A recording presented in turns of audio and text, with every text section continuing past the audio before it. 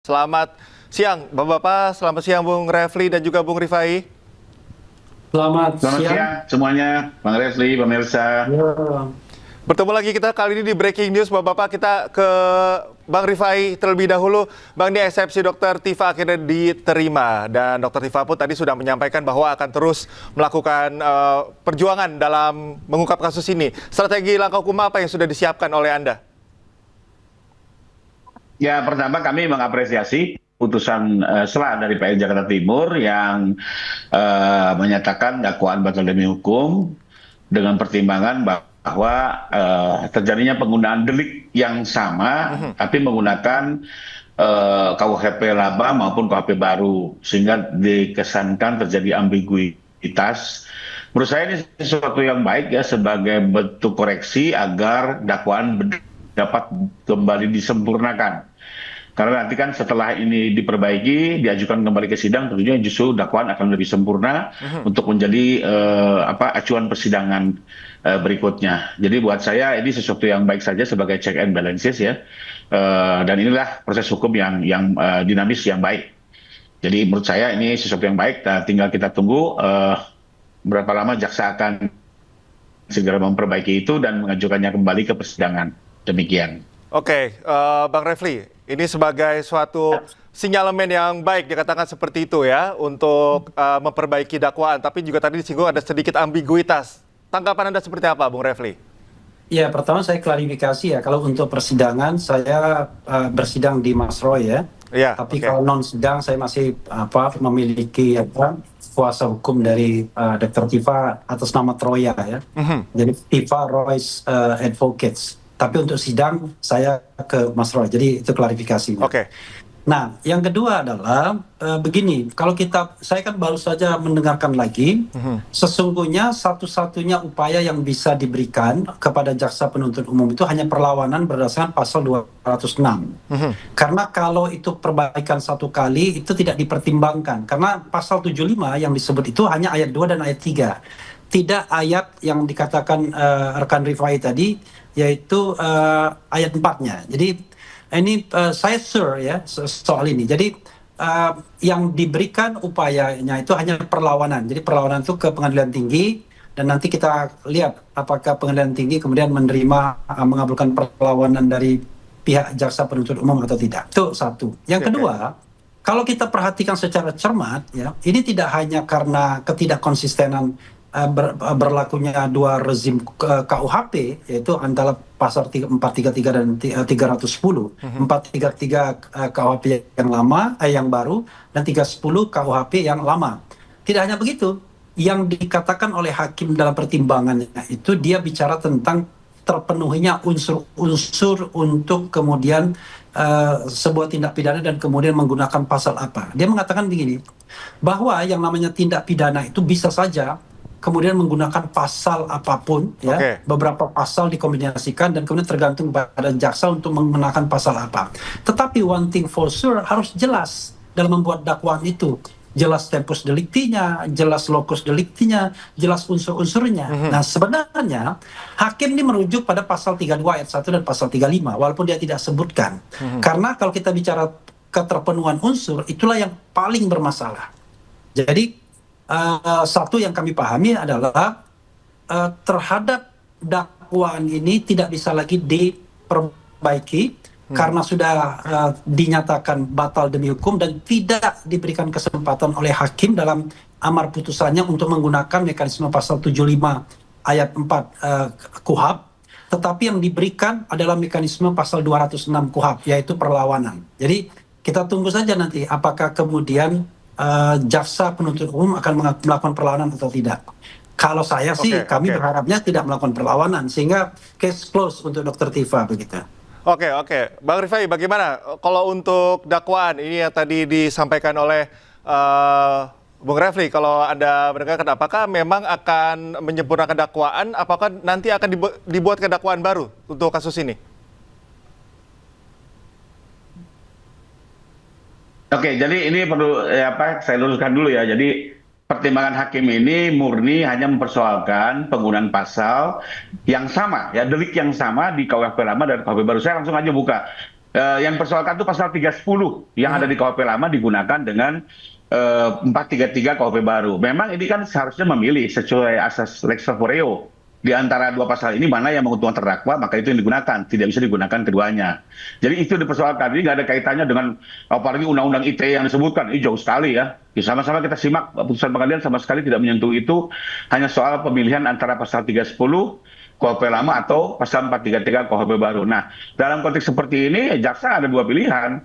Pertama, dia langsung menjalankan perbaikan dan mengajukannya kembali. Dan ini sudah pengetahuan umum lah. Semua orang yang berlitigasi memahami ini. Atau kedua, jaksa mengajukan banding ke pengadilan tinggi. Memang itu juga satu pilihan ya. Tapi kalau kami lihat sih dari persoalan yang ada, ya saya kembalikan. Tetap ini silakan jaksa yang mengambil keputusan dan mereka pun juga independen mewakili negara. Tapi kalau saya melihat karena yang dipersoalkan hanya soal pelurusan pasal dan bicara juga waktu yang akan lebih efisien, tentunya kita harapkan jaksa akan mengambil langkah untuk memperbaiki dengan tetap menghormati ya. Nantinya jaksa akan mengambil langkah apakah tetap mau banding ke pengadilan tinggi, ya itu juga sebuah hak yang bisa dilakukan. Tapi kalau kami dari segi korban mengharapkan seperti itu, kenapa? Karena kembali lagi jaksa pun dalam menjalankan perkara ini juga perlu mempertimbangkan kepentingan korban, baik dalam hal ini untuk memperjelas soal keaslian ijazah, termasuk juga untuk bisa memulihkan nama baik korban. Jadi jaksa juga sebaiknya melihat kepentingan semua pihak. Jadi kembali lagi, kalau menurut saya soal yang menjadi dasar dinyatakannya dakwaan batal demi hukum hari ini adalah persoalan yang sederhana sekali dan tidak ada kaitannya dengan Undang-Undang ITE dan ini bisa kita simak bersama di dalam putusan tadi. Demikian. Oke, Bang Refli, Anda dari awal sudah mengkritik keras ya terkait dengan penangkapan Dr. Tifa. Memang Anda sudah mendengar kejanggalan ini dari awal sehingga ini adalah hasil yang mungkin sudah bisa diprediksi. Ya, sebelum menjawab itu saya mengatakan two lawyers will have different opinions, maybe more than 10 opinions. Yep. Jadi kalau tadi rekan Rifai mengatakan bahwa tersedia dua option, saya mengatakan option pasal 75 ayat 4 itu sudah tertutup karena tidak diberikan oleh hakim. Dan hakim tidak mengutip pasal 75 ayat 4. Tapi yang dia kutip adalah pasal 75 ayat 2 dan ayat 3. Oke. Itu satu ya. Jadi kita hargai perbedaan pendapat ini. Yang kedua adalah option yang diberikan the only option itu hanyalah perlawanan yang disediakan oleh pasal 206.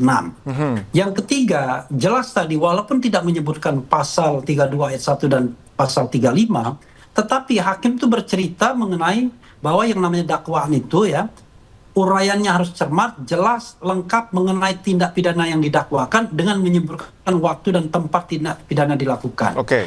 Jadi, dia mau menceritakan bahwa kalau membuat dakwaan itu harus jelas peristiwanya apa, lokusnya apa, tempusnya apa, dan itu sebenarnya tidak hanya terkait pada pasal 310 dan 433. Karena kalau kita bicara tentang 433 dan 310, itu kan hanya soal perbedaan dua rezim.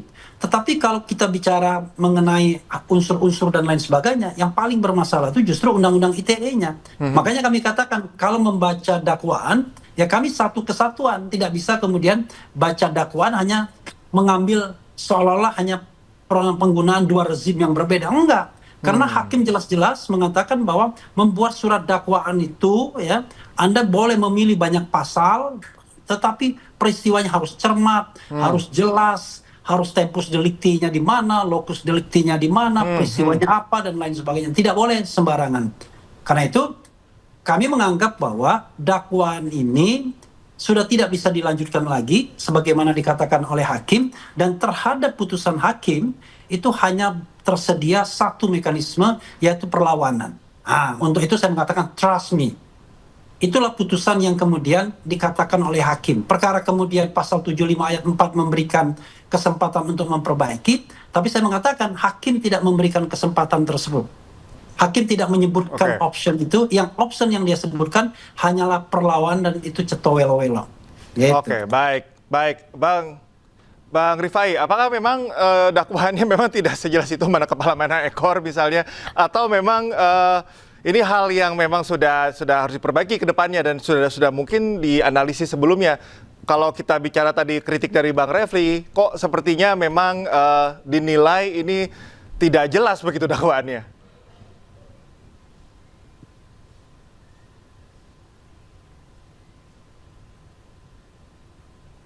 Halo, ke saya pertanyaannya. Halo? Halo, Bang Rifai, bisa mendengar suara saya? Ke saya? Oke, sorry. Oke, Ya, tadi kritik kembali- dari Bang Refli adalah dakwaan yang oke, memang saya paham. terlalu abstrak. Kalau saya boleh generalisir seperti itu. Deliktinya, lokus deliktinya, dan juga tanggalnya, dan juga berbagai detail-detail dalam dakwaan ini tidak jelas, sehingga memang wajar saja jika ditolak. Apakah memang hal itu sudah diketahui oleh kuasa hukum sebelumnya? Enggak, yang disampaikan Bang Refli ini pengetahuan umum dan tidak pernah ada dalam putusan tadi. Mari kita simak saja lah langsung putusannya. Saya kan dengan beliau tadi sama-sama di ruang sidang mendengarkan langsung, bahkan saya mencatat di handphone ya. Jadi hakim itu menjelaskan baru secara mendengarkan umum lagi, bahwa rekan Rifai. Kira-kira dakwaan 2 itu menit memang yang lalu. Sebentar, Bang Refli. harus ada apa namanya tempus, lokus, itu hal biasa, itu hal umum. Tapi kalau kita betul perhatikan, yang jadi persoalan hakim hanya jelas tadi penggunaan pasal 310 dan pasal 433 diatur dalam sebuah dakwaan alternatif. Itu memang ya apa, dengan menghargai juga pekerjaan yang sudah dilakukan jaksa, memang itu sesuatu yang bisa menimbulkan ambiguitas, dan memang itu tinggal diperbaiki saja. Sebenarnya kalau mau simpel gitu ya, dirubah saja pasalnya, perbaiki, besok daftarkan lagi, nggak ada masalah gitu. Tapi ya kembali Nah, kita lagi, lihat kalau nanti, ini ditafsirkan apakah memang secara begitu? berlebihan, ya itu silakan aja. Ya. Oke, Mari kita oke. lihat juga, dan perlu dicatat ya, kepentingan korban juga harus juga diperhatikan. Ya, tidak bisa juga ini perkara diselesaikan apa namanya hanya dengan sebuah pertimbangan jaksa. Jaksa juga harus juga mendengar kepentingan korban, karena bagaimanapun juga hari ini jaksa selain mewakili negara juga merepresentasi kepentingan korban yang ingin juga, termasuk juga masyarakat pada umumnya ya, menginginkan soal ijazah ini juga terang benderang, clear. Ya, apakah asli atau sebaliknya, termasuk juga bagaimana dengan nama baik Pak Jokowi yang sudah apa namanya begitu terkoyak akibat peristiwa tuduhan ijazah Oke. palsu ini. Oke, Bang Refli, yang ada titik beratkan tadi ternyata dinilai masalah biasa saja, itu normal-normal saja, sehingga tidak Ya, berpengaruh nanti kita terhadap dakwaan buktikan. awalnya. Bagaimana, Ya kan? Bu Refli? Pertama ya, kita akan buktikan nanti apakah memang akan ada perbaikan dakwaan atau tidak. Kalau saya mengatakan tidak tersedia perbaikan dakwaan tersebut karena tidak diperintahkan oleh hakim.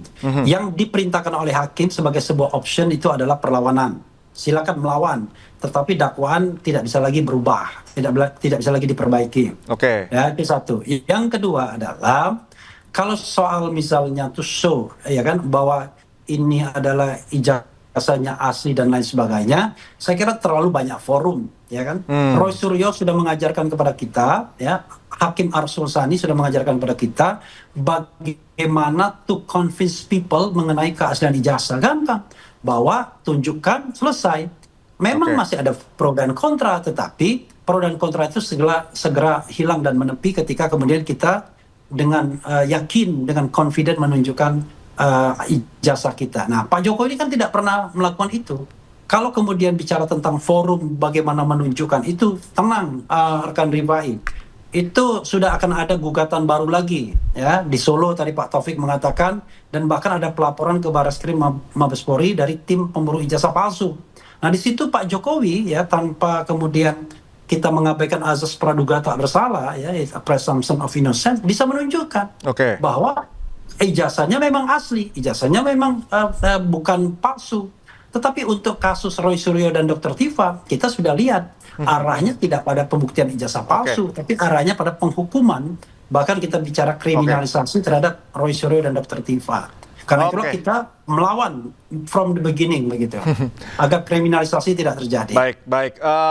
Bung Refli dan juga Bung Rifai, tahan dulu, jangan kemana-mana, kita akan lanjutkan perbincangan nanti. Saya ke Bung Rifai. Bung Rifai, seperti yang sudah disampaikan oleh Dr. Tifa, bahwa dia sudah mempersiapkan 3 pertanyaan untuk Pak Joko Widodo. Salah satunya adalah untuk menanyakan 709 dokumen yang sudah dimiliki terkait dengan keabsahan ijazah Joko Widodo. Persiapan Anda sebagai kuasa hukum, apakah sudah melengkapi dokumen-dokumen formal untuk menyanggah beberapa hal yang dipermasalahkan dari Dr. Tifa itu?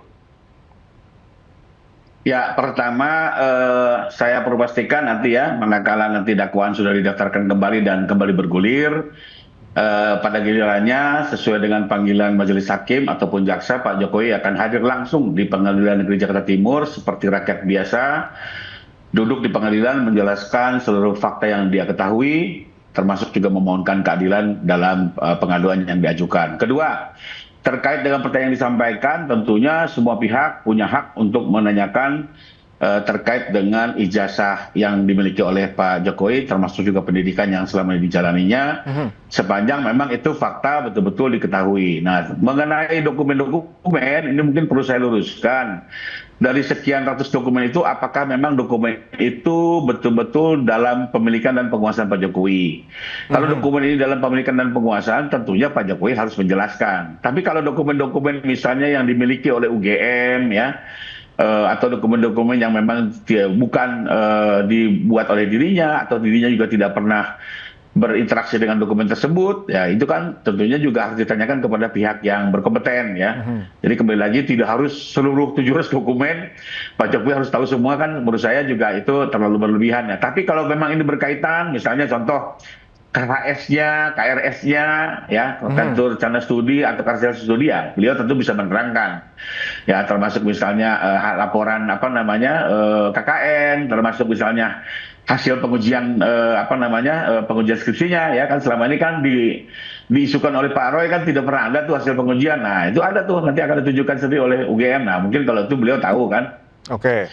Siapa saja yang menandatangani, nilainya dapat berapa, ya biar ini bergulir seperti biasa lah, karena memang kebenarannya harus diuji kan, agar hakim memperoleh keyakinan. Jadi Pak Jokowi siap hadir di pengadilan menjelaskan pertanyaan-pertanyaan yang diajukan oleh pihak manapun, sepanjang memang terkait dengan perkaranya, ya, jangan menanyakan soal partai lah, apa yang nggak ada kompetensinya gitu, ya.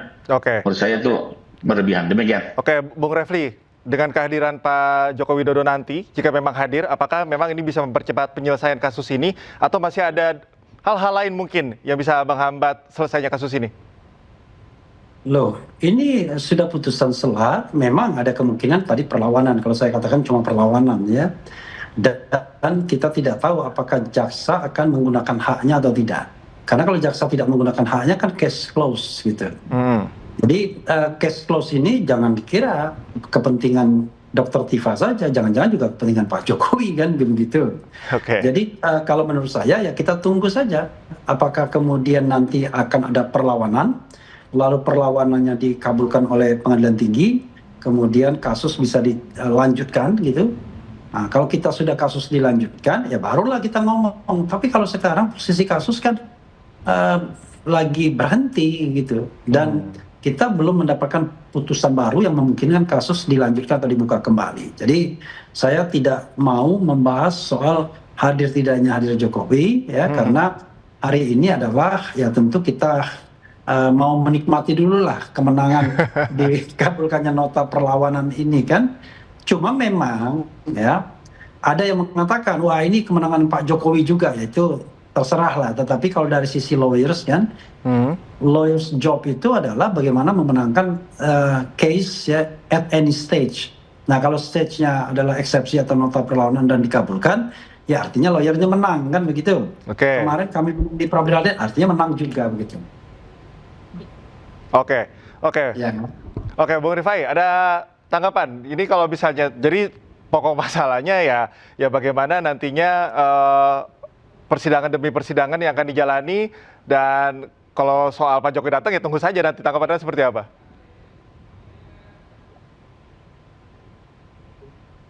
Bang Rifai? Ya kembali lagi, kalau kami sih meyakini ya bahwa perkara ini tetap akan bergulir, ya. Karena bagaimanapun juga selain kepentingan Pak Jokowi sebagai korban, juga masyarakat juga kan ingin mengetahui betul terkait ijazah ini seperti apa. Dan memang dalam konteks terjadinya perbedaan pendapat ini, maka di negara hukum ya peradilanlah yang memiliki tugas untuk menuntaskannya dan memberikan kepastian, ya. Sehingga kalau kami sih sudah mempersiapkan kalau memang juga nanti dakwaan ini diperbaiki dan didaftarkan, ataupun juga nanti mengajukan perlawanan ke pengadilan tinggi, ini kan tetap kembali lagi saya hormati lah ya keputusan jaksa sebagai lembaga independen mewakili negara. Tapi apapun itu kami melihat bahwa pada waktunya tentu Pak Jokowi sendiri akan hadir, harus juga hadir di persidangan menjelaskan semua fakta, dan memang ini juga yang ditunggu. Termasuk janji Pak Jokowi kan akan menunjukkan seluruh ijazahnya di forum yang terhormat, dan kami melihat pengadilan pidana inilah yang paling tepat ya, karena memang persoalan ijazah ini akan lebih bagus diperiksa di peradilan pidana karena ini terbuka untuk umum, disaksikan oleh semua pihak, media juga bisa mengikuti, selalu semua pihak punya kesempatan yang sama men-challenge ya mengenai persoalan ijazah ini, dan beliau sendiri juga termasuk memiliki kepentingan soal ijazah ini agar tidak menjadi isu liar yang cukup membosankan, dan kembali lagi ya buat Pak Jokowi dan keluarganya juga cukup terganggu ya, bahkan beliau akan menggunakan frasa sehina-hinanya ya. Apalagi beliau sendiri kan merasa bahwa pendidikan ini kan sebenarnya juga sesuatu prestasi yang dicapai oleh keluarganya di saat-saat ekonomi serba terbatas, hidup di bantaran kali, tapi beliau punya kesempatan bahkan menyelesaikan di kampus terkemuka, kan ini juga satu fakta yang sebenarnya diapresiasi. Tapi bukan dituduh seolah-olah memalsu ya atau mengaku-ngaku alumni UGM, itu kan sesuatu juga yang buat beliau ini prinsip ya. Itu yang mungkin juga bisa dipahami oleh masyarakat luas. Oke, Bang Rifai, saya garis bawahi isu liar yang membosankan, katanya Bang Refli.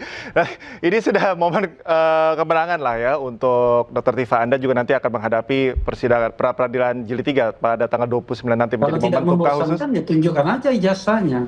Karena kalau kita menunggu proses, misalnya ya, itu pengadilan ini lanjut, itu berapa lama selesainya? Bisa 1 tahun sendiri.